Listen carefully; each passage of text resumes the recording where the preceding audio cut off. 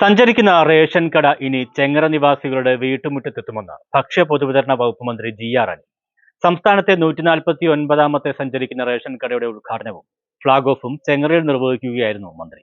ഉന്നതികളിലും ഉൾപ്രദേശങ്ങളിലും താമസിക്കുന്നവർക്ക് റേഷൻ കടകളിൽ എത്തിച്ചേരാനുള്ള പ്രയാസം മനസ്സിലാക്കിയാണ് സർക്കാർ സഞ്ചരിക്കുന്ന റേഷൻ കട പദ്ധതി ആരംഭിച്ചത്. വിശപ്പുരഹിത കേരളം എന്നതാണ് സർക്കാർ നയം. ശാരീരിക അവശത മൂലം റേഷൻ കടകളിൽ നേരിട്ടെത്താൻ കഴിയാത്ത കിടപ്പ് രോഗികൾക്കും ഓട്ടോറിക്ഷ തൊഴിലാളികളുടെ സഹകരണത്തോടെ ഒപ്പം പദ്ധതിയിലൂടെ വകുപ്പ് റേഷൻ സാധനങ്ങൾ വീട്ടിലെത്തിച്ച് നൽകുന്നു.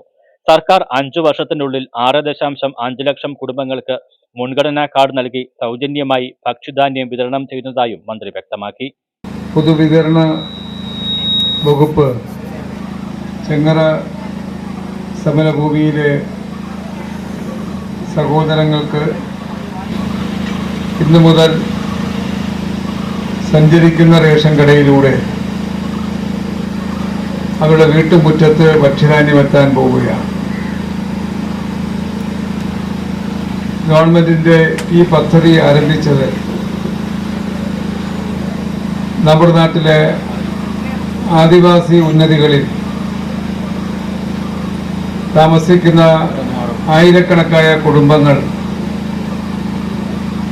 അവർക്ക് ഭക്ഷ്യധാന്യം റേഷൻ കടയിൽ വന്ന് വാങ്ങണമെങ്കിൽ 8, 10, 16 കിലോമീറ്റർ നടന്നും സ്വകാര്യ വാഹനങ്ങളിൽ വന്നുമാണ് വാങ്ങേണ്ടി വരുന്നത്.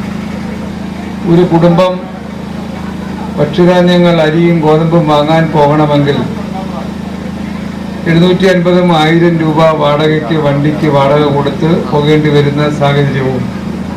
KU ദിനേശ് കുമാർ MLA അധ്യക്ഷത വഹിച്ചു. ജില്ലാ supply officer GS Gopakumar, Konni taluk supply officer Harish K Pillai, രാഷ്ട്രീയ പാർട്ടി പ്രതിനിധികളായ PR ഗോപിനാഥൻ, A ദീപകുമാർ എന്നിവർ പങ്കെടുത്തു.